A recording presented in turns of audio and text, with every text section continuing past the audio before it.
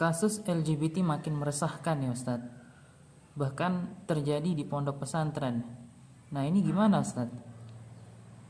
Ya, baik. Kita memang harus waspada ya. Secara nasional maupun internasional memang pertama gerakan ini adalah gerakan yang kemudian sengaja ya, dibentuk dan dibiayai ya, sepertinya begitu. Sehingga marak sekali di berbagai macam media ya, mereka bisa dengan leluasa begitu untuk menampilkan ya, untuk mengarahkan bahkan kemudian mengajak generasi-generasi muda itu untuk berperilaku ya LGBT itu.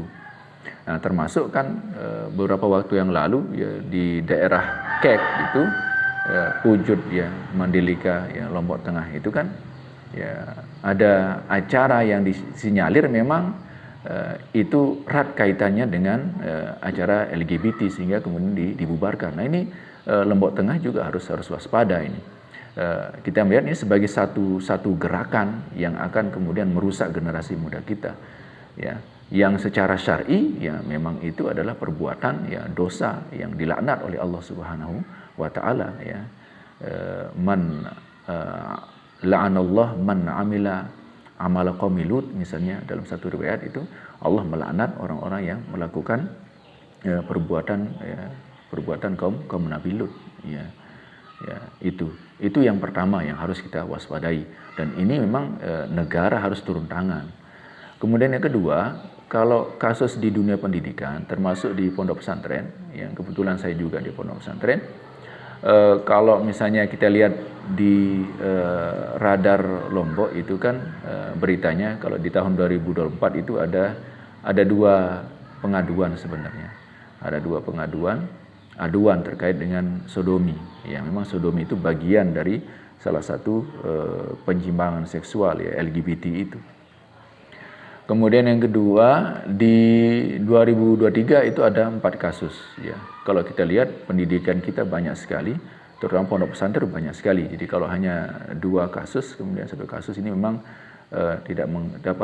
bukan berarti kemudian ini tidak ditindak, harus ditindak, tapi masih derajatnya masih ya perlu di warning lah begitu ya di dunia pendidikan kita. Berarti cukup aman. Nah, tinggal kemudian yang sedikit ini bagaimana kemudian caranya agar dihentikan.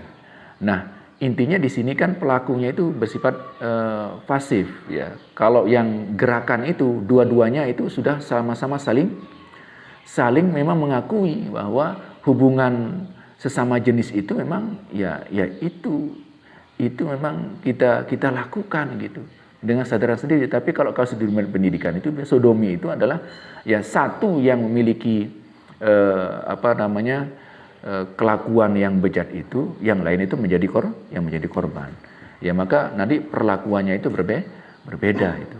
Tapi jelas ini adalah perkara yang harus kita waspadai. Nah, kan miris juga itu masa kemudian di pondok pesantren yang dari bangun sampai bangun lagi ya itu diajarkan dengan agama, diajarkan Islam pada mereka, kemudian berperilaku yang menyimpang seperti ini. Itu tidak boleh terjadi.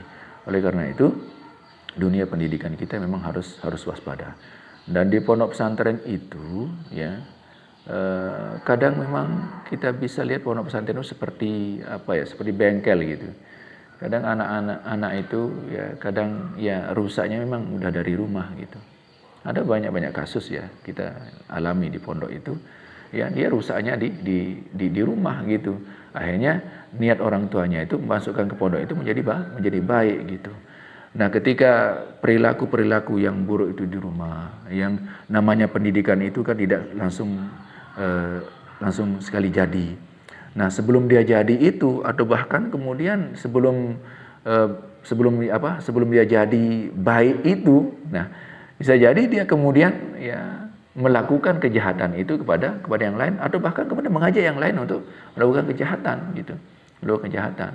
Nah, ini yang kemudian harus diantisipasi. Jadi semua lini memang harus mengantisipasi terjadi ini. Keluarga harus mengantisipasi anaknya. Negara apalagi harus kemudian mengantisipasi.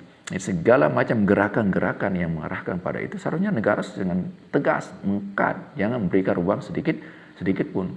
Nah, di dalam dunia pendidikan kita yang jelas ya, perilaku itu kalau ada yang terjadi maka jelas biasanya anak itu akan dikeluarkan.